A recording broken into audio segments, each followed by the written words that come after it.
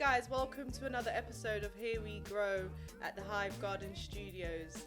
Today I am truly honoured to be here on this sofa with an amazing woman, amazing mother and an amazing friend. Welcome. What's your name? My name is Lennina Ofori. And what does Lennina do? Firstly, I'm a proud mother Yeah. of 5. Yeah, I love them. They're so adorable. And I'm a wife. I'm a social entrepreneur, so CEO of a housing company, support housing for young people who are in care and transitioning from care. Love that work. Mm-hmm. And also an author, an academic, a consultant. Even a director. A director, yeah, definitely director. And I've moved into executive production, producer roles as well. Yeah, but I think it's so interesting when you say like I wear so many hats because to me, I'm just me. Yeah. Do you get what I mean? I'm me. These are the things that I do, and I think sometimes you feel like you have to. When people say, "What do you do?" People want you to say one thing. Mm-hmm. I'm a doctor. I'm a lawyer, etc. So for years, I used to just say one of the things, like depending on the space that I was in. Yeah. So if I was in like the world of consultancy, I'd be like, "Oh yeah, I'm transformation consultant or systems change consultant," because that's what I do. But now I'll kind of share everything because that encompasses all of who I actually am, and there's nothing wrong with that. No, not at all. Not at all. Married 20 years. Almost, yeah. A mother of Yeah. 5, and she wears all of the. She's just herself. How? I'd say God. Like, I don't know. Some people are like, "Oh, what do you mean, God? You had to have done the work." Yes, I did, but I know lots and lots of people put in a lot of work, and sometimes the things just don't happen. Yeah. So I never take that for granted. Like that, some people just want to write a book, and then maybe it doesn't happen. Mm-hmm. But I've been able to do that, and then some people want to potentially start a business, and then, or for whatever reason, it doesn't work out, and I've been able to do that multiple times. Yeah. So it's not something I take for granted. Yeah. And obviously, not all of my businesses work because I had other businesses, but I kind of mastered some things. And even when I say the word mastered, it's like, it's not. How can I put it? You're always learning. You're so still learning. it's not like you always know everything. I think I've got good people around me that I can ask questions. So I've always got people that are smarter than me, obviously, around me. But I'm also always interrogating the sectors, the industries I'm working in, and also interrogating myself and analysing my stance, my mission, my why, my values, because all of these things are subject to change at any given time, no matter what anyone wants to say. And this is what makes Lennina great, because you always reflect and you are true to who you are and true to your faith. I remember when I first met you and I was on a little journey of finding self. You gave me some good knowledge, and you said what you did was you literally stripped away from everything, meaning like you covered your hair and like you changed your lifestyle, Yeah, I did. and you covered your hair for a period. It was like your way of like fasting or whatnot. Yeah. And that there made me think that's kind of hard, because I tried it for a bit. Yeah, I did. I used to cover my hair. I never drank a drop of alcohol for like 13 years. I never went raving. I think deep has to meet deep in life.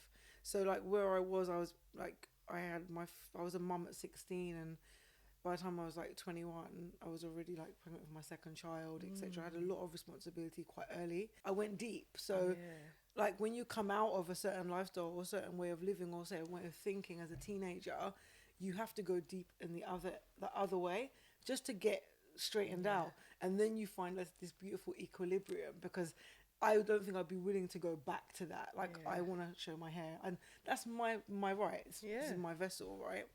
But I felt like the way that I went, which might have seemed so extreme when it happened, was what I needed to balance myself out. And like in periods of isolation, and it was only just me, my husband and my children, which I think was really beautiful. It strengthened us.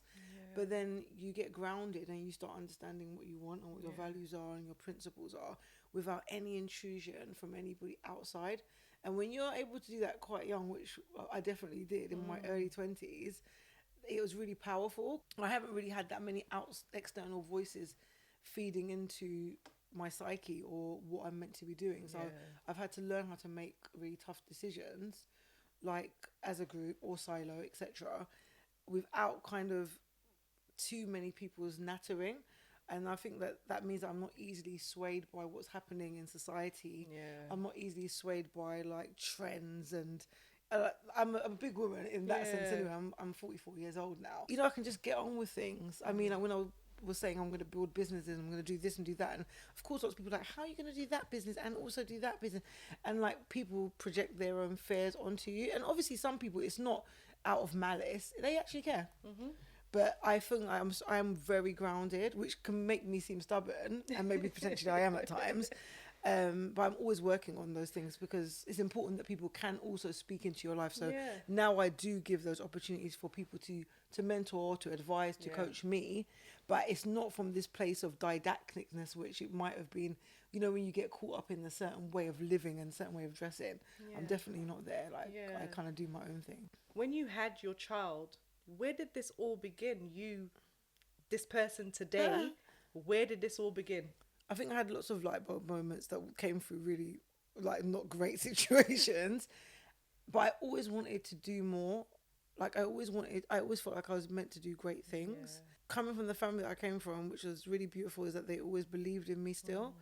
Like even though they were a little bit like, oh my gosh, you're pregnant, like you of all people, you're supposed to be like, I was the goody goody supposedly, but I wasn't at all. I think they, even though there was initial disappointment, they always rooted for me, and especially my mum. When did you become you? I became me from birth, I think, because I think it's all written.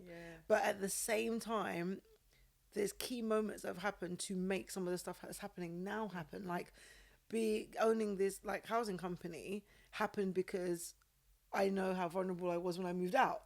So had I not have moved out very young because I was a young mum, etc., then I potentially wouldn't be the CEO of a housing company and a successful housing company. With everything that you do, everything that you've experienced and you've learnt, you've put this in certain things. So your book, yes, your shorts, and your live theatre. Like, talk to us about all of these things. Yeah, I mean, all right, so for me, storytelling and poetry was always escapism as a child. I just naturally am a speaker. And then I love to write. And I have a very big imagination, but then I don't always even need to tap into that because I've got a lot of lived experience. And as you said at the beginning, like I'm always like reflecting and I'm highly analytical. So when you put that all together, like for me, that's storytelling as well. Especially as a black woman, you don't always get lots of spaces to go and share your story. And I think like media and theatre is a way that you can reach a lot of people at one time. And even with my book, it's so interesting. I said on another podcast, it's like my career is going really well. So like I didn't really have to write a book sharing all my little stories about myself. But at the same time, it's not just about me, the book. It's actually lots of research, loads of research. And like it is ethnography, and it's auto ethnography where we're using the lived experience as a catalyst to link it to research of what's happening now, what's happened before. Because I think we've all passed through things, and I think even the power of community is sharing stories, but because there's a lot of shame in sharing stories, and I think the shame actually is a real thing that sits more in the black community than any other community. My story is connected to other people's stories, but for me, like there's elements of my story, like being a young mum, that when I share it with people and I'm where I am now, that could be really inspiring for them. Not because I'm being arrogant, I think I'm doing so great, but because I know that when I was pregnant or after having my child, or even in my early 20s when people knew I had a child, the stigma and the way that people would talk to me, or oh, you had your child young, they instantly have you in this box. And that stigma can stay with you for years, but because it stayed with me for years, even though I was breaking down walls, it was still kind of like an awkwardness like around me and within me of like, am I actually this person now? Like I hadn't caught up to the Lennina I'd become. All of these different like labels that get put on you, they bring you down. And that's why I think storytelling is really important, because when you start sharing these things, like you expose them, and when you expose things, like they can't, it's like when you bring something in the light, it can't hide anymore. Of course it feels a lot nicer for me to say, oh yes, I'm a CEO and I'm, you know, but like I always throw in the part that yes, I was pregnant at 16, and people are like, you don't always have to, but I do. You do, yeah. I do have to share that. I do have to share the journey. So all these stories that I'm telling is all from lived experience, but also the things that I see and the things I think that we especially as a black community, need to talk about more openly. Yes. But also that people who are not black need to know about us. So it's not just the dark and the trauma, but it's also the joy. Tell us about your day. Like, Yeah, I mean, I'm not gonna lie to you. Sometimes my day is crazy. Like,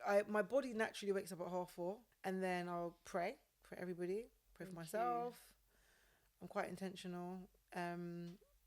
I have coffee. Sorry, I do. I love it. Start team meetings in the car sometimes. Housing is every single day without fail. I'll have usually a Monday meeting with the team at Awareness Taps. I coach, but I try to put all my coaching on one day. Okay. So like it's just a coaching day. It's really much easier. I'm still a CEO of the housing company that day. Someone might call me, but realistically, like I know it's for coaching. I might be at home, and I've had to really learn how to relax when I've always been trying to achieve, and now I've come out of trying to achieve. I've got nothing to prove, but I did have that window of teenage pregnancy. I've got to show people I can do it, and I've gone past that now, obviously years ago, and now I'm in this place of like, all right, what is the most important thing anyway? That's all I've been thinking about. What's the most important thing? And it's my family. Forget about like what the society says and what social says about me being a boss and whatever else. My family comes first. There's going to be a time when I stop working. What are these children going to say about me? What is my husband going to say about me? Like, how much time have I spent with these people? And I'm not bashing anyone who works and like does a lot. I understand it. I used to have those moments on the train where all my kids went to school. My last born was at nursery, and I'd just be crying because I want to be with them. It's not a fair and just society or country that we live in. So you will find that both parents usually do have to work. And I found that autonomy and ownership and business affords you a lifestyle that means that I can have more time with my children now. I just want to touch on the network that you've built around you and that gives you opportunities to put you in situations that you're able to deliver, meaning your trauma short film that you did. Yeah. Just briefly explain. Okay, so basically Trauma was actually a poem that I wanted my poetry book published. Went to my book publisher and she was like, these poetry poems are great, but I'm not going to publish them. I want your book. So I was like, oh, okay. So she said, make sure you go somewhere with them. And I was like, okay. So then I was like fleshing Trauma out from that poem to like a short film. And obviously I had consulted for Thomas, who owns Garden Studios before. And I obviously had built a rapport with yourself and Leonie, and like it's a sisterhood. It was really powerful. That was amazing. And then I was doing a lot of work with young people, as I always am, and consulting. And I was storytelling a lot in Manchester at that point, doing consulting in an area that was really going through a lot of trauma due to violence impacting young people. So it was impressing upon me even more that I need to do this short film. It started to grow wings basically. So it ended up that myself and Thomas were executive producers, and I directed it, and then Leonie was able to be the assistant producer on it as well because she supported so much. I'm an actions-based person. I think you know that. I definitely if I say I'm know going to do something, I'm going to get it done. And usually if it doesn't happen, it's outside of me, and that is the reality. Like, and that's not being arrogant, that's just truth. And I think with trauma, obviously it's talking about the after effects of knife crime is really important to me because of what I've seen, but also because of what, like, I've worked with a lot of young people, and like we've, as adults, we even professionals have normalized it. And like when we were younger, obviously I mean I did lose like people when I was younger as well, but not to the extent that the young people are losing them now, and not how much it's been normalized. I think now like young people lose people, and those young people have never been affiliated with a gang, even though people think it is. Or young people lose people, and like it's so unexpected. Like years ago when it was happening, I'm not gonna lie, like a lot of people were connected to this person and people knew them for this. So when it happened, you're still gonna be shocked. But like it's kind of like, whoa, well, that's the world, isn't it? They were living in, even though there'll still be trauma, etc. But not like now. Whereas like it's happening to so many young people who they have never been involved in certain things, even though I know it's perpetuated that they have. So I thought that film was really important. I think even aside from like the trauma and the networks I've built, I work at the moment, I'm working on like a commission with someone I was a director with years ago, but we just got on and we kept in contact. Like we weren't even having coffees and lunches, but I was keeping them up to date with my work, and we had like a lot of synergy in the things that we cared about, just keeping those conversations going. So as I said, I'm not always on LinkedIn, etc., but I am having these conversations with people. Like maybe an email, I might ring them and say, oh, I saw what you done, that was amazing.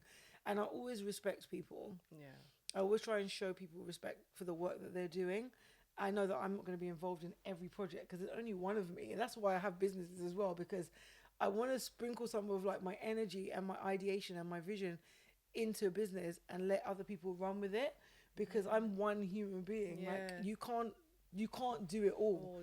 I love being a black woman and I love my people, and I think you know that as well. Yes. Like, I love my people, but because of like a lot of the oppression, basically systemic oppression, racism, and the lack of access, there is a lot of competition. Even people who are saying they're not competitive and they're about collaboration are smiling in your face, but the way that blockages come, you can feel it.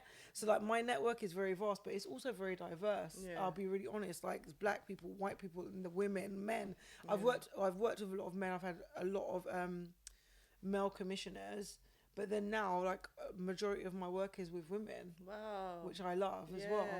Every single time I see you or I watch your stories or just everything that you do, I am super, super proud of you. Oh, bless you. Like, thank you are and I always tell you this, like, you are an inspiration. I appreciate you. One more question I want to ask you is, any piece of advice that you were given coming into like the creative industry that you kind of like take really, really personal and you go run with it? It's something that someone said to me, actually. He's a leading criminologist. He said to me, just like do the work. Like do the work. Just write the stories. Like we get caught up in the who's gonna see it, who's gonna want it, how much they're gonna buy it for, and like who can I connect to? Like and even though he told me this when I was later on in my journey, it has stayed with me, and I do always think about it, and we do still speak. It's because of the point that a lot of people will want things to be really perfect. And Trauma, I wrote in 2014. Wow. Exactly. And it took me years to do that film. And then another thing, I'm going to say this as well. Please. When I was doing my master's, like in 2012, my supervisor said, never charge less than a plumber. And I was, like a gas engineer. And I was like, but that was then those days. And I kind of went away and looked at it, what it was as a day rate. And as a day rate then, for someone that was my age, it was unheard of, really. But I listened to her because what she was saying was like, the reason why plumbers, like they charge like that is because of their expertise. And now you have an expertise, not just because you've done the masters, because you had it already and you had the gusto to even think to do the masters. And now you're at this level. When you go out of this space, that's how you should be thinking. And like as a black woman, I never had anyone say that to me. And then because she was a white woman saying it to me, didn't mean that it validated it more, but it was the fact that most of white people that I was engaging with weren't thinking I should be getting more money. So for her to be saying that, I was like, well, obviously, like this, I have to be doing this then, because most of them weren't saying go and do that. And actually, if I'd said that rate to some of my elders, they would say, that is too much, and people are gonna say you're a con artist and all this type of thing. But it actually wasn't true, because my white counterparts were charging that and way more with less acumen than me. So I think that like kind of those pieces of advice were really great. But my husband always before any of these people, I have to say that, had always said all of the things that I'm doing that I could do. Even before I had like some of like the accolades and stuff, he was like, you can do that, it's easy. So when I say I'm gonna do this, he'd be like, yeah, but you can do it, like it's fine. Support is so easy, like it will just come out of his mouth like, yeah, of course you can do it. Like biggest cheerleader, and I've seen the way that you two work, and it's beautiful to have that. You. I take note for my union. So thank you so much, man. Thank you, Lennina. The Hive. What does this mean to you as a creative? I love the Hive. I do love the Hive. You know that I came here when it wasn't even. Yeah, it was like still rubble. It was I don't even know, a honeycomb. let alone a hive. But yeah, I mean, it means a lot. Like, and also it's the people who are in it, like yourselves. Like, it's just like a nice safe space to create in. Like people, even your rough ideas. I think it's a place where you have a laugh, but you're still working, which is important because life is intense and we need to laugh sometimes. and a place for community. Yeah. And I love community. And I think sometimes what happens when you become a CEO and you get all these things, sometimes that can pull you away because you're looking at more strategic. Yeah. Like, people don't really see you as frontline, but this kind of brings me back to frontline. And I love frontline. Like, even though I'm not doing so much frontline work, I do love being with the people. Yeah. And that's what it means to me as well. Guys, I'm so pleased to share Lennina with you guys, and we look forward to seeing you soon. Oh, thank you. God bless you.